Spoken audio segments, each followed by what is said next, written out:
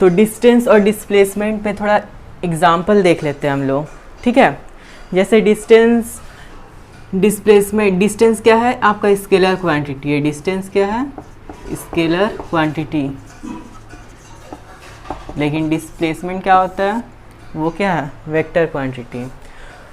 तो देखते हैं, जैसे मान लीजिए स्केलर एंड वेक्टर क्वांटिटी में डिफरेंस ही हम देख लेते हैं। वेक्टर इसमें क्या डिफरेंस है वो देखते हैं। जैसे मान लीजिए कोई स्टूडेंट ही है, कोई ट्रैवल किया है यहाँ से यहाँ ट्रैवल किया A to B ये 2 किलोमीटर है। फिर यहाँ से बाद B तक पहुँचने के बाद फिर अगेन ये C पॉइंट तक गया, ठीक है। ये कितना किलोमीटर है 3 किलोमीटर। तो टोटल डिस्टेंस कितना हो जाएगा और टोटल टाइम कितना हो जाएगा। तो टोटल डिस्टेंस कितना हो गया, टोटल डिस्टेंस 2 + 3 किलोमीटर 5 किलोमीटर। और डिस्प्लेसमेंट कितना हो जाएगा,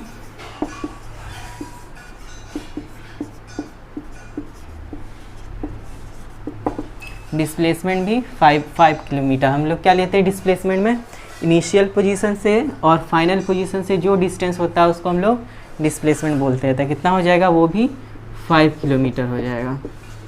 लेकिन किस साइड टुवर्ड, मान लीजिए हम इसको, ये हम मान लेते हैं इसको नॉर्थ, इसको साउथ, इसको ईस्ट और इसको वेस्ट। ये क्या हो जाएगा 5 किलोमीटर टुवर्ड ईस्ट,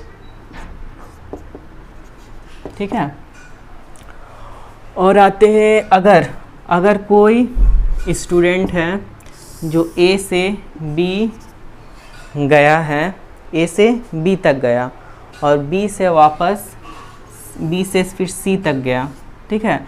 तब अब हम जो डिस्प्लेसमेंट लेंगे, मान लीजिए A से B जाने में इसको 3 किलोमीटर लगा और B से C जाने में इसको कितना लगा 2 किलोमीटर लगा। तो ये डिस्टेंस मान लीजिए कितना होगा, ठीक है। अगर ये डिस्टेंस हम लोग कैसे निकालेंगे, ये डिस्टेंस अगर इसको मान लीजिए हम साइड ऑफ ट्रायंगल मान लेते हैं, तो ये डिस्टेंस कैसे निकाल सकते हैं, 2 साइड हमको ट्रायंगल का पता है तो एक साइड निकालना है, तो ये डिस्टेंस हमको निकालना पड़ेगा। तो ये यही AC है, ये हमारा क्या कहलाएगा डिस्प्लेसमेंट, जितना निकलेगा वो कहलाएगा डिस्प्लेसमेंट, ठीक है। तो यही डिफरेंस है डिस्टेंस में और डिस्प्लेसमेंट में। अगर मान लीजिए ये राइट एंगल ट्रायंगल रहता, अगर कोई A से B गया और B से C गया और ये राइट एंगल ट्रायंगल बन रहा, ठीक है। A से B मान लीजिए 2 किलोमीटर है, B से C मान लीजिए 3 किलोमीटर है।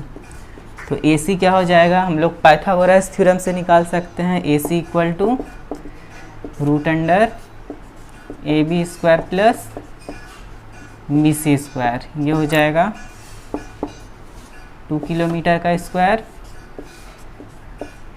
+ 3 का स्क्वायर।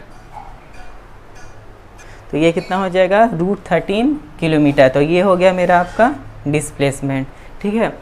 तो डिस्टेंस और डिस्प्लेसमेंट में क्या अंतर है, हमको लगता है कि ये क्लियर हो गया है अब तक। तो अब नेक्स्ट टॉपिक हम लोग देखते हैं स्पीड और वेलोसिटी।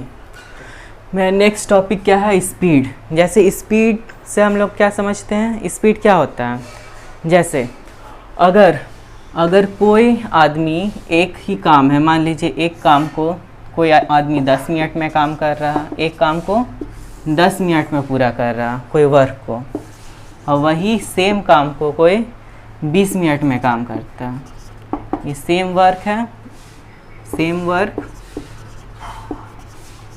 इसको कितना मिनट में काम कर रहा है, ये 20 मिनट में। तो कोई आदमी कोई काम को कितना पर्टिकुलर टाइम में कितना जल्दी काम करता है या फिर जल्दी उसको ख़त्म करता है। तो ये हमारा क्या, हाउ फास्ट और हाउ स्लो, हाउ फास्ट और हाउ मच स्लो।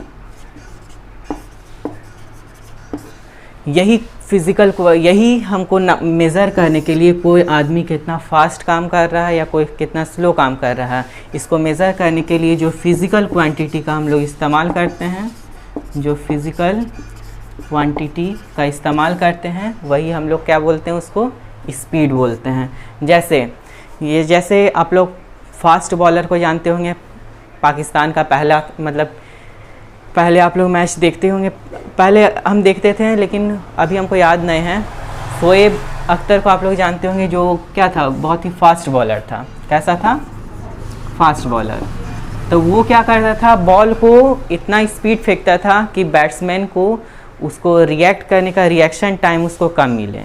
ठीक है, मतलब वो बॉल इस तरह फेंक रहा है कि इस जो बैट्समैन है उसको टाइम कम मिले उसको रिस्पॉन्ड करने के लिए।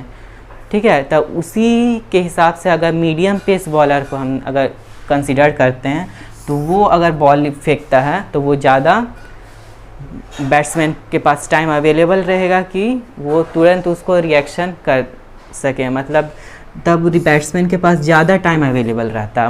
कहने का मतलब है कोई भी काम को कितना स्पीड में कोई काम करता है या फिर कितना स्लो काम करता है, सॉरी स्पीड तो हम बता ही रहे हैं, कोई भी काम को कितना कोई फास्ट कर रहा है या स्लो कर रहा है ताकि रिएक्शन टाइम पे इफ़ेक्ट करे या फिर रिएक्शन टाइम घट जाए या रिएक्शन टाइम बढ़ जाए।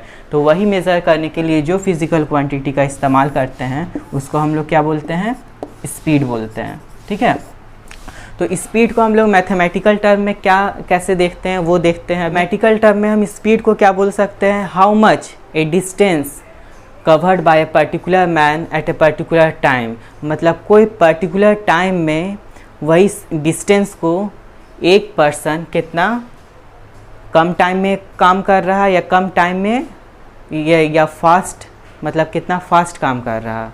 कहने का मतलब है कि एक पर्टिकुलर टाइम में, मान लीजिए टाइम 2 सेकेंड है, तो 2 सेकेंड में, ठीक है, 2 सेकेंड में कोई पर्सन अगर डिस्टेंस ही 2 किलोमीटर ट्रैवल कर रहा है तो 2 किलोमीटर डिस्टेंस कितना टाइम में ट्रैवल कर रहा है, ठीक है, या 2 सेकेंड में ट्रैवल कर रहा है या 3 सेकेंड में ट्रैवल कर रहा है। तो ये इसका क्या बताता है, स्पीड। तो स्पीड को क्या बोल सकते हैं, how much a distance covered by a person in a particular time. ठीक है, तो mathematically we can say that speed equal to distance upon time, और how much distance a person और anything cover at a particular time, कितना particular time में कोई distance कोई आदमी या फिर पर्सन कवर कर रहा है। तो देखते हैं डिस्टेंस अपॉन टाइम। तो ये क्या है, सबसे पहले स्पीड क्या है आपका, स्केलर क्वांटिटी। अगर फॉर्मूला देखें तो डिस्टेंस अपॉन टाइम, और ये क्या है आपका स्केलर क्वांटिटी। ठीक है, और एसआई यूनिट क्या हो जाएगा इसका,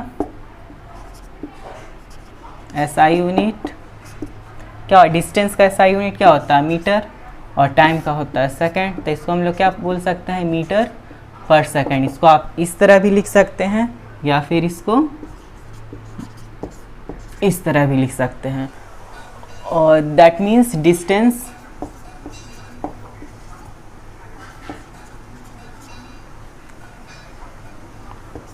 travelled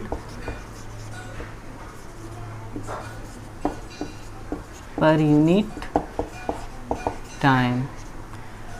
speed is equal to distance travelled per unit time. तो हम यूनिट में देखते हैं, इसका मीटर पर सेकंड आता है। हाँ, जैसे कभी कभी आप लोगों को कन्वर्सन करना पड़ेगा, मान लीजिए किलोमीटर पर सेकंड में दिया हुआ, तो हो सकता है आपको मीटर पर सेकंड में करना होगा।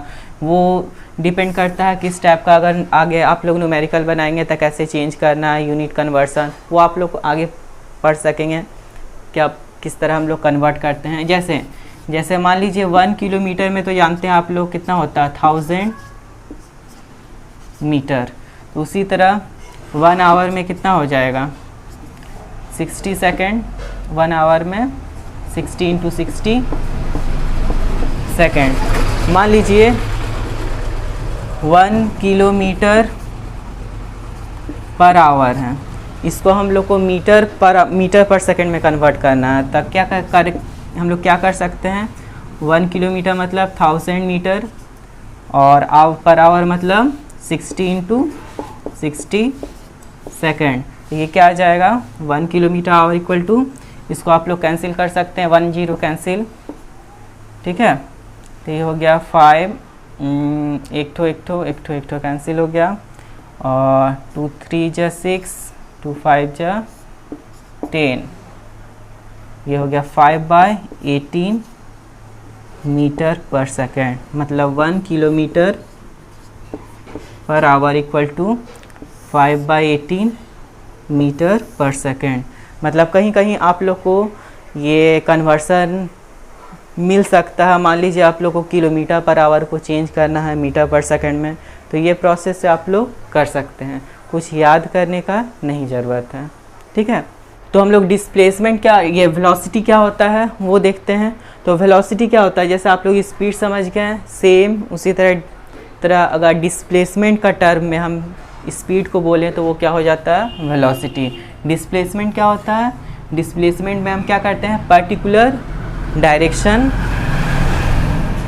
डायरेक्शन को बताते हैं। मतलब कोई भी आदमी या कोई भी गाड़ी किस डायरेक्शन में चल रहा है तो उसका वेलोसिटी क्या होगा, किस वेलोसिटी से चल रहा है, उसका इनिशियल क्या हुआ, फाइनल क्या हुआ, ये तो आगे पढ़ेंगे।